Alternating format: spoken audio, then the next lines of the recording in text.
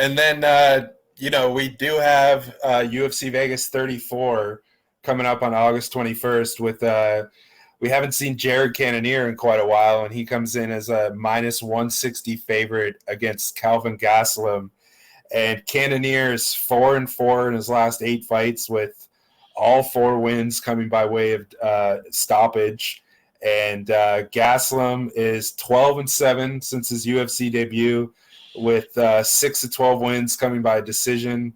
He he got 50-45 to Robert Whittaker. Both guys coming off losses to Robert Whittaker.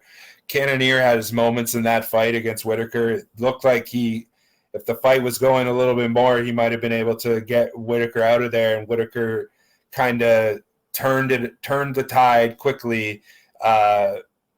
But Cannonier had his moment in that fight. And at minus 155 here, I think that's a fair line, and I think that's a bettable line too. I think he's gonna. I think he might. I won't say he won't make short work of Kelvin Gastelum. I wouldn't be shocked if this goes the distance, because I keep saying I'll be shocked if this goes the distance, and it keeps happening. So I'm just going to stop saying that now. But I think Cannonier finishes this fight inside the distance, and I like him at minus 155. So if it stays at minus 155, I'll probably bet it at that.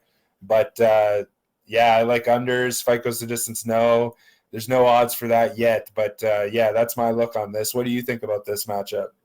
Man, I gotta keeping it short and simple, and this is a fight I haven't had a lot of time to process yet. One that I just haven't been targeting, just based off the current prices and whatnot. But I gotta favor Jared Cannonier. I gotta favor Jared Cannonier to win this fight. You talk about the matchups to Whittaker. Whittaker was just head and shoulders better than Kelvin Gastelum at this point.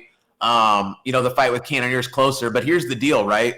Whittaker put it on Cannonier, but I think a lot of people are forgetting Cannonier blocked a kick 1 minute into the first round and broke his arm. The guy fought decently, took a lot of damage, took a beating, right?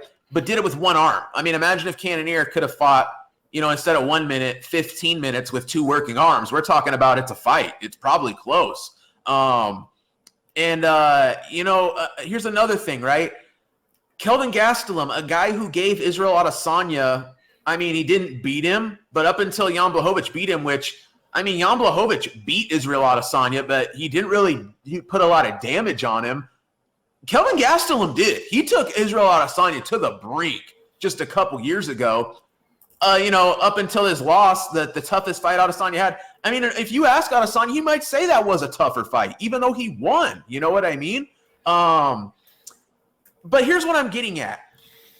I just feel like we've seen the best of Kelvin Gastelum, and a guy that, even though he fought for gold, UFC gold, a dude who should still be a welterweight. And every time I talk about Kelvin Gastelum, I talk about the fact that if this guy could just shore up the diet, the size, he's a welterweight. This guy could be a top welterweight if he just had the discipline and the ability to cut that weight right.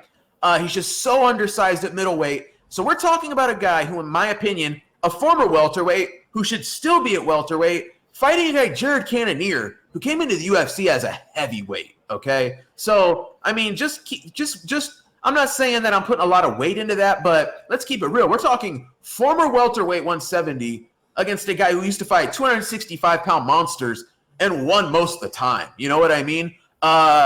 Man, Jared Cannonier, highly skilled guy, very good, crushing power, highly skilled, very dangerous. It's a fight that I think probably should be lined closer. And dare I say, maybe you can call Kelvin Gastelum the value side, but I favor Jared Cannonier, and I do, man. I think Jared Cannonier wins this fight. Career trajectory-wise, like you said, both coming off losses, but, man, there's just that something that Kelvin seems to have lost, and I don't see Cannonier going out here breaking his arm first round. I think Cannonier bounces back and looks pretty good, and, I think Cannonier should be favored and probably wins this fight. Yeah, I agree with